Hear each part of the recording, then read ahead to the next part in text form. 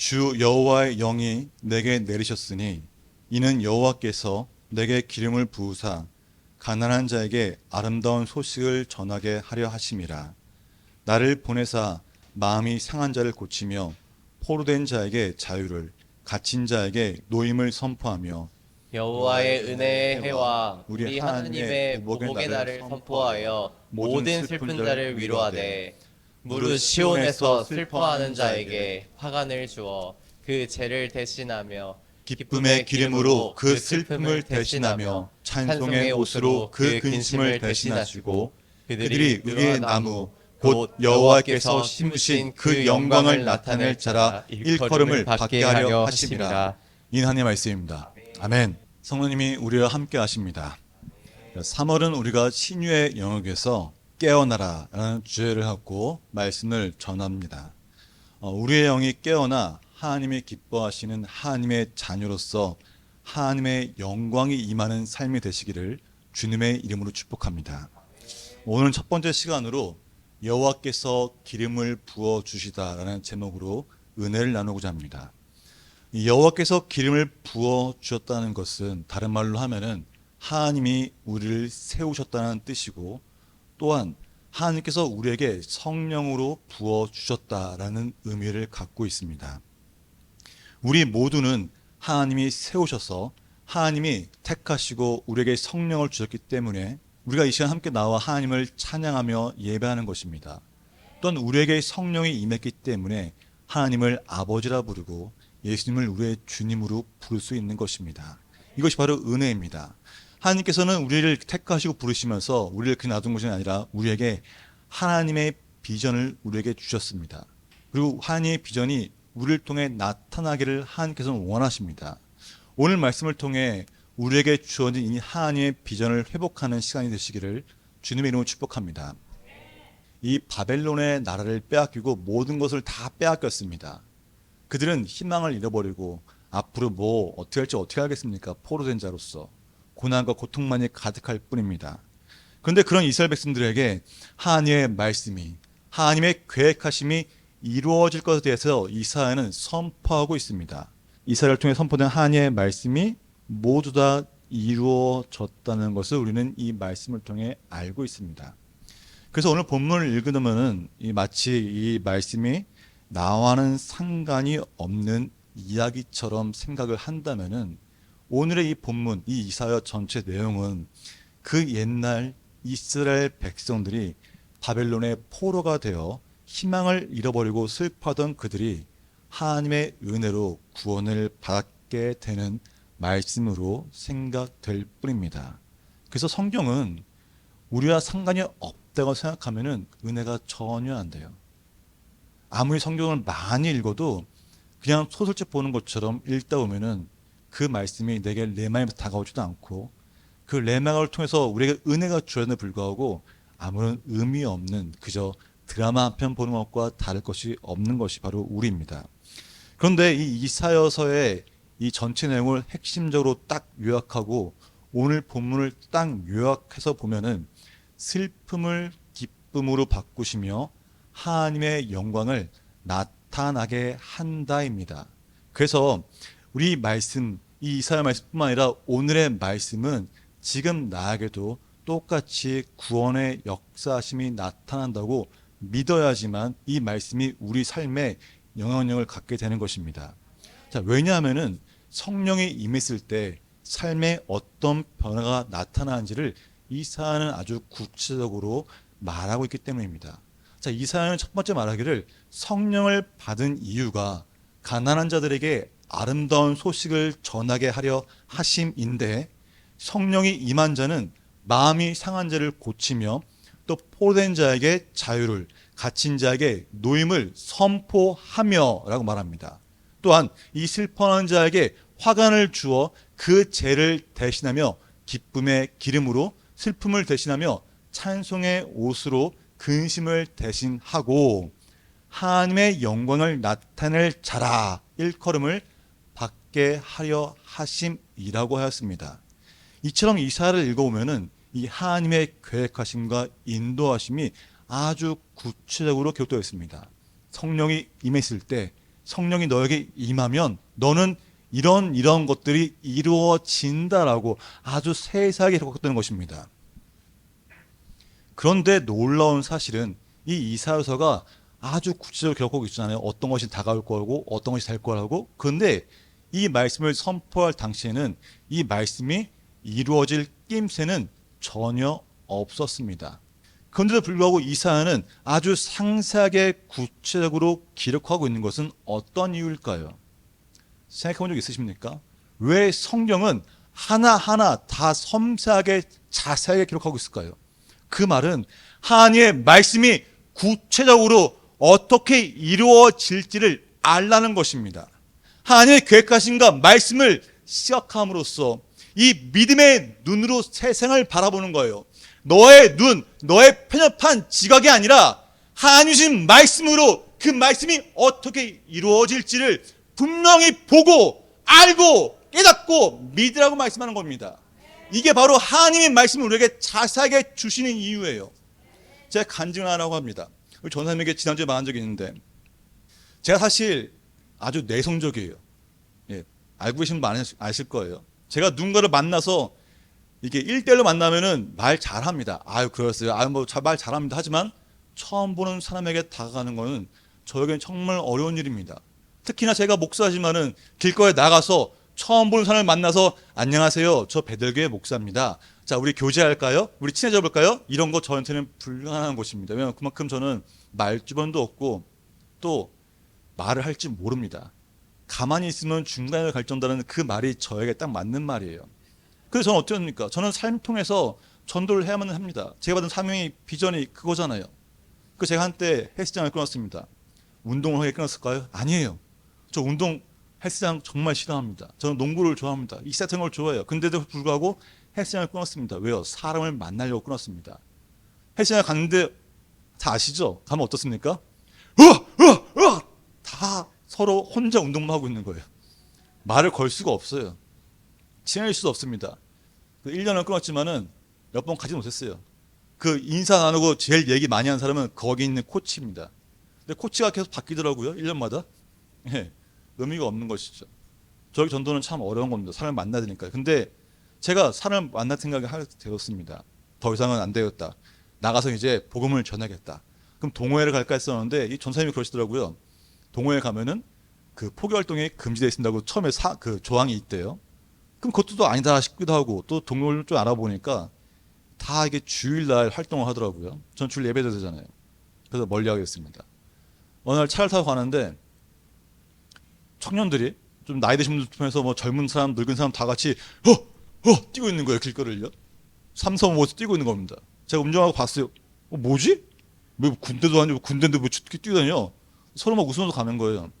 그때 제가 알았습니다. 아 이게 크로스핏이라는 건데 헬스장은 헬스장인데 서로 대화하며 서로 이끌어주면서 뭔가 친밀함을 통해서 운동을 꾸준히 할 수 있게끔 도와주는 그런 운동입니다.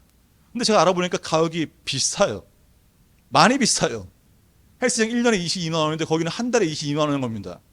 제 고민이 되겠어요 안 되겠어요? 고민이 되죠. 그래서 하나님께 기도했습니다. 하나님 제가 만약에 거길 가게 되면은 사람들과 함께 친해지고 뭔가 친밀감 오고 할 텐데 그 가운데 교제를 하면서 제 삶을 통해 하나님 복음을 전할 수 있지 않을까요? 목사의 삶을 통해서 복음을 전할 수 있는 기회가 있을 것 같습니다. 하나님. 그래서 제가 구체적으로 시각을 그렸습니다. 아 내가 가면은 저렇게 할 거야. 아 저렇게 하겠다. 아 이렇게 운동할 때 이렇게 얘기도 하고 이렇게 하면서 절대 포기하잖아요. 저는 하나님 함께 하시고요. 이래야겠다. 막 생각을 했어요. 힘들면은 주여 주여 하면서 막 사람들이 알 거잖아요. 그래서 그 상상했습니다. 그리고 선포했습니다. 하나님 정말 하나님의 복음을 전하는 것이 그곳 가운데 뜻이 있다면은 제가 이미지하고 시작을 했으니 주십시오. 재정을 채워 주십시오. 라고 선포했습니다. 전사님이 그걸 들었어요. 지난주에. 그죠? 여기 증인이 계십니다. 근데 며칠이 안 지나서 그 재정이 다 채워졌습니다. 예. 뜻하지 않은 분께서 또 이렇게 후원을 하셔가지고 재정이 모두 채워진 거예요. 이렇게 재정이 채울 수 있는 것은 제가 시각적으로 그것이 구체될 것이라고 하나님의 믿음으로 선포했기 때문입니다. 보지 못하면 알지도 못하고 이루어지지 않습니다. 구체적으로 묘사함으로써 하나님의 말씀이 어떻게 이루어질지를 상상하며 믿으라는 것입니다. 그래서 말씀은 그저 그냥 하나님 복 주시겠지 이게 아니에요. 내 삶에 이런 것이 나타날 것이다. 하나님의 역사심이 통해서 일이 이렇게 해결될 것이다 라고 구체적으로 보라는 것입니다. 그래서 우리에게 말씀을 통해 알려주시는 거예요. 세세하게 디테일하게 이런 일이 일어날 것이라고 말하는 겁니다. 선포하라는 것입니다. 누구의 입술로요? 내 입술로 선포하라는 것이에요. 하나님의 말씀은 능력이 있습니다. 힘이 있습니다. 예수의 이름에 능력이 있잖아요. 예수님을 선포하십시오. 성령이 함께 하십니다. 이것을 우리는 하나님의 말씀이 어떻게 이루어질지를 보며 믿는 것을 우리는 그게 좀 유식한 말로 비전이라고 합니다. 비전. 하나님의 비전이라고 말한다는 것이에요. 왜 비전입니까? 하나님의 뜻이 내 삶을 통해, 내 입술을 통해, 내 시간을 통해 이루어지기 때문에 하나님의 비전이라고 말하는 것입니다. 하나님의 비전은 누구에게나 제시된 것이 아닙니다. 하나님의 비전은 누구나 이룰 수 있는 것도 결코 아닙니다. 하나님의 비전은 오직 여호와의 영이 임했을 때, 다시 말하면 성령이 임했을 때 하나님의 비전을 받고 하나님의 비전이 우리 삶에 이루어지는 것입니다. 오직 성령을 받은 자에게만 이루어진다는 놀라운 사실을 우리는 기억해야 합니다. 이것이 중요합니다. 예수님도 사역을 시작하기 전에 그냥 가서 시작한 거 아니에요. 성령을 받았습니다. 먼저 성령을 받고 사역을 시작했습니다. 또 예수님이 제자들에게 말씀하십니다. 너희들이 성령을 받기 전까지는 이 예루살렘을 떠나지 말아라. 왜 그렇게 말씀하셨을까요? 성령을 먼저 받으라는 것입니다. 성령을 받으라고 예수님이 누누이 강조하고 있는 것은 다른 것이 아니에요. 성령이 임했을 때 특별한 것이 주어지기 때문입니다. 그것이 뭔지 아십니까? 뭘까요? 우리 한 말씀 공독하겠습니다. 사도행전 1장 8절입니다. 오직 성령이 예루살렘과 온 유대와 사마리아 땅 끝까지 이르러 내 증인이 되리라 하시니라. 아멘. 성령이 임하면 권능을 받는다고 말합니다. 권능이 임하면, 권능을 받으면 예수로 증인으로서 함께 하는 것입니다. 바로 증인된 삶이 바로 성령의 권능을 받은 자에게만 나타난다는 것입니다. 성령이 임했을 때 그 성령의 권능은 우리가 단순히 그냥 성령 권능 주세요, 절대 주어지지 않습니다. 성령의 권능은 회개하고 제사함을 받아서 예수님을 영접할 때 받습니다. 우리 안에 죄가 있으면은 성령의 권능은 받지 못합니다. 아무리 많이 간구하고 기도를 몇 시간을 할지라도 우리 안에 이 죄가 해결되지 않으면 성령의 권능은 결코 임하지 않습니다. 십자가에 내 죄를 못 받고 내 자를 못 박을 때, 내 삶의 주인이 온전히 예수님일 때 예수님이 받았던 그 동일한 성령의 권능이 우리에게 임한다는 것입니다. 그래서 우리는 무엇보다 하나님 앞에 온전히 나아간다는 것이에요. 그래서 우리는 십자가 앞으로 날마다 나아갑니다. 예수님과 친밀한 관계를 갖도록 나마다 말씀을 가까이 하고 기도로 나아간다는 것입니다. 항상 깨어서 기도해야 되는 이유가 바로 이겁니다. 예수님과 한순간 멀어지면 우리는 우리 마음대로 살려가는 우리의 죄성이 있기 때문이에요. 그래서 우리는 날마다 하나님과 통화하기 위해서, 하나님 앞에 나아가기 위해서, 예수님 저 오늘 출근합니다, 예수님 저 손 잡아주세요, 항상 함께 하겠습니다라고 선포하며 나아간다는 것입니다. 우리의 자를 내려놓도록 우리의 그 역사하시는 성령님을 더욱더 간구하며 성령 충만함으로 나아가야 한다는 것이에요. 성령님이 역사하시지 않으면 우리는 새 사람의 삶을 살 수가 없습니다. 성령이 임했을 때, 성령의 역사하심이 있을 때 우리는 옛사람을 버리고 새 사람으로 살아갈 수 있는 거예요. 우리 힘으로는 결코 할 수 없습니다. 성령의 역사하심이 있어야 한다는 것입니다. 술도 담배도 똑같아요. 모든 죄와 죄성 다 똑같습니다. 우리의 힘으로 끊어가면은 결코 끊어지지 않습니다. 오직 성령의 권능을 받아 성령의 능력으로, 주님이 주신 능력과 힘으로 함께할 때 그것이 끊어진다는 것입니다. 죄와 저주는 내 힘으로 하는 것이 아니에요. 오직 예수님만이 해결하시는 것입니다. 우리가 하나님의 자녀가 될 수 있도록 성령의 권능을 하셨는데, 이 성령의 권능은 아까도 말했지만은 우리가 예수님을 영접함으로 하나님의 자녀가 되는 권세를 받았기 때문에 누리는 영광입니다. 하나님께서 우리를 부르셨기 때문에 하나님이 우리에게 성령을 받아 증인으로 살라고 우리를 부르셨다는 것입니다. 이 성령의 권능이 임할 때 우리는 증인이 되는 것입니다. 증인이 뭡니까? 증인이 뭐예요? 내가 경험한 것을 그대로 전하는 것이 바로 증인입니다. 슬픔을 기쁨이 되어 찬송의 옷을 입고 하나님의 영광이 나타나는 삶을 살아가는 그 복을 경험한 자가 바로 증인이라는 것입니다. 제가 아까 말했지만은 단순히 그냥 헬스장 끊는 거 뭐 어렵겠습니까? 그냥 돈 주면 끊는 거잖아요. 근데 그걸 왜 간구하고 나아갑니까? 하나님 역사신 거, 하나님의 도우심을 간구하는 거잖아요. 근데 그걸 통해 어떻게 했어요? 저는 하나님이 이렇게 살아계시구나, 나에게 응답하는 걸 저는 체험한다는 것입니다. 왜요? 기도하니까요. 선포하니까요. 우리 성도님, 단순히 하나님의 살아계신다고 고백하는 것이 아니라 하나님께 기도하십시오. 선포하십시오. 그럼 하나님이 주십니다. 하나님이 그 은혜를 체험해서 너에게 하나님의 살아계심을 더 나타내기를 원하시기 때문에 우리가 간구하는 것을 하나님이 주신다는 것이에요. 예수님 말씀하시잖아요. 구하라, 그러면 주실 거라고 말씀하시잖아요. 구하십시오. 선포하십시오. 단단히 믿으십시오. 그게 바로 하나님이 우리에게 주신 권능이라는 것입니다. 무엇보다 예수 그리스도의 십자가 은혜를 경험한 자가 증인으로서 기쁨의 복음을 전할 수 있습니다. 복음을 전하는 것이 바로 하나님의 비전이고 우리를 부르신 이유입니다. 우리는 이 여호와의 기름 부음을 받은 자들로서 증인의 삶을 살아가는 것이 바로 우리에게 주어진 하나님의 비전입니다. 증인의 삶은 성령의 인자신 가운데 삶을 통해 하나님의 은혜를 나타내는 것이에요. 어떻게 나타날까요? 단순히 나가서 예수님 나와 함께 하세요, 예수 믿으세요, 이러면 될까요? 아니라는 거예요. 내 삶의 열매를 통해 보여야 것입니다. 내가 하는 행동, 내가 하는 말, 그 모든 것이 다 결과가 나타나서 하나님이 이렇게 살아계신 걸 나타낸다는 것입니다. 저는 아직도 기억해요. 제가 처음 목회자의 전도사로서 단상에 서서 설교한 적이 있습니다. 저를 그때 많이 아시는 우리 권사님 한 분이 그런 말이었어요. 지성원 전사님, 전사님이 단상에 서는 것만으로도 하나님의 살아계심을 제가 체험하게 됩니다라고 말한다는 것이에요. 그분은 저의 고등학교 때 모습, 젊었을 때 모습 다 알고 계시는 그 초등부 부장님이셨거든요. 우리는 이런 삶을 살아간다는 거예요. 너 정말 예수 믿고 삶이 이렇게 변했구나 하는 것을 우리가 말하지 않아도 우리의 삶을 통해 보여줘야 한다는 것입니다. 그게 바로 증인된 삶이라는 것이에요. 마태복음 38절 교독하기를 바친 세상이요 좋은 씨는 천국의 아들들이요 가라지는 악한 자의 아들들이라고 말합니다. 밭이 세상이라면 좋은 씨는 바로 천국의 아들들이라고 말한다는 것입니다. 자, 열매는 가라지에서 날까요? 알곡에서 날까요? 당연히 알곡에서 납니다. 가라지는 쓸모없는 씨앗밖에 안 돼요. 쓸모없는 열매입니다. 버려지는 열매입니다. 열매 없는 가지 아니라 풍성한 열매 맺는 좋은 씨가 바로 하나님의 자녀라는 것이에요. 천국의 아들들이라고 말하잖아요. 그 이사야는 본문에서 성령 받은 자들을 의의 나무라고 표현하고 있습니다. 의의 나무, 생명을 낳는 풍성한 열매 맺는 삶을 통해 여호와께서 심으신 그 영광을 나타낼 것이라고 말한다는 것입니다.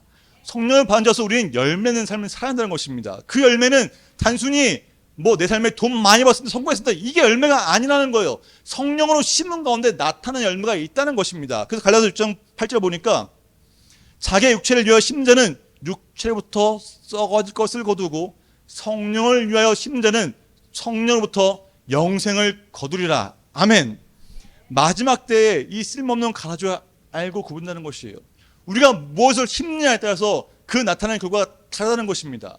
어떤 것을 심으시겠습니까? 나의 성공을 위해 그 기도를 심겠습니까? 아니면 하나님 나라를 위해, 하나님 비전을 위해 성령을 심으시겠습니까? 그 결과는 완전 다르다는 것이에요. 썩어지는 것은 아무리 거둬도 남는 것이 없습니다. 알곡은 한 개를 거둬도 그건 씨앗이기 때문에 열매를 맺는다는 것입니다. 우리는 의의 나무로서 그 성령의 역사심을, 성령의 권능을 가진 증인으로서의 삶을 살아야 한다는 것입니다. 우리는 이 하나님의 영인 성령을 받은 자로서 정말 거룩한 삶을 살아야 합니다. 우리가 많은 열매를 맺기 위해서는 우리가 해야 할 것은 딱 하나밖에 없어요. 바로 복음을 심어야 한다는 것입니다. 우리는 심기만 하면은 자라가는 것은 하나님이 하신다는 것이에요. 우리가 나가서 씨를 뿌리면은 그 씨가 열매를 피워주면 우리가 뭘 할 수 있겠습니까? 우리는 고작 해봐야 물밖에 못 줍니다. 근데 물 줘도 우리는 화분 물은 가능하지만은 큰 밭의 물은 관리가 안 됩니다. 하나님이 자라게 하시는 거예요. 우리가 복음의 씨앗을 뿌리면 그 복음의 씨앗이 자족하는 것은 바로 하나님이십니다. 하나님이 역사심을 통해서 하나님이 일하시고 하나님의 계획하심이 그 가운데 보여짐을 통해서 우리는 보다도 하나님의 살아계심을 알게 되는 것입니다. 하나님께서 우리에게 기름을 부으시고 성령의 권능을 주셨습니다. 이 권능은 사용할 때 가치가 있는 거예요. 큰 선물을 주셨어도 우리가 풀어보지 않으면 그건 선물이 아닌 것이고, 권능을 주셨어도 사용하지 않으면 그건 소용이 없는 것입니다. 사용할 때 역사가 있는 것이고 사용할 때 가치가 있는 것입니다. 우리 모두 성령 받으셨잖아요. 성령의 권능을 선포해야 합니다. 성령의 권능으로 역사심을 통해 나타난다는 것이에요. 그 강력한 역사심은 바로 복음을 전할 때 나타난다는 것입니다. 오늘 이사야 말씀처럼 성령의 권능으로 죄의 포도한 자에게 자유를 주고 저주에 갇힌 자에게 노임을 선포합시다. 우리가 믿음으로 선포할 때 하나님께서 대신 싸워주십니다. 하나님께서 책임져 주신다는 것입니다. 우리가 받은 그 십자가의 은혜를 증거합시다. 우리가 받은 삶을 통해 이 땅에 기쁨의 소식을 전하며 하나님의 비전을 이루는 삶을 살아야 합니다. 그를 통해서 그것을 위해서 하나님께서는 우리에게 성령의 역사심을 허락하셨고 성령의 권능을 주셨습니다. 사랑하는 여러분, 이 제가 말한 것들이 어떻게 보면은 성령의 권능이 도대체 뭘까? 성령의 권능이 내게 임했을까? 성령의 권능이 나에게도 있는 건가라는 생각이 들 수 있습니다. 그런데 한 가지 알아야 할 점은 우리에게 하나님의 은혜가 하나라도 있으면은 그건 이미 성령의 권능이 우리에게 임한 것입니다. 내가 하나님을 찬송할 수 있는 것이요 아무나 하는 것이 아니에요. 성령이 임하여야지만 찬송할 수 있는 것입니다. 우리 개인의 능력에 힘이 주는 거 아닙니다. 중요한 거는 성령의 권능을 얼만큼 우리가 선포하고 사용하자입니다. 사랑하는 여러분, 우리가 주어진 그 성령의 권능을 사용하여서 그 권능을 주셨으니 그 권세를 이용해 주는 게 우리 의무잖아요. 하나님의 말씀을 보며 그 레마의 말씀을 받았을 때 이야, 이 하나님의 말씀이 나에게 이렇게 이루어질 것입니다. 하나님의 말씀이 선포됐으니 이 말씀이 제게 주었음을 저는 아멘으로 확신하며 믿고 나간다고 선포하는 겁니다. 그리고 눈으로 상상하십시오. 아주 구체적으로 상상하십시오. 그 기도할 때 하나님께서는 말씀하시며 우리에게 역사심을 통해 하나님이 우리에게 심겨주신 그 하나님의 영광이 드러나는 삶을 살 것입니다. 그게 바로 오늘 이사야 말씀의 핵심입니다. 저는 성도님 정말 한 분 한 분이 다 하나님께서 우리에게 심으신 그 의의 나무의 씨앗이 열매를 맺어 풍성한 나무가 되어서 그 열매를 통해 하나님께 영광 돌리고 무엇보다 우리에게 심겨진 여호와의 영광이 나타나는 삶이 되기를 주님의 이름으로 축복합니다. 찬양하겠습니다.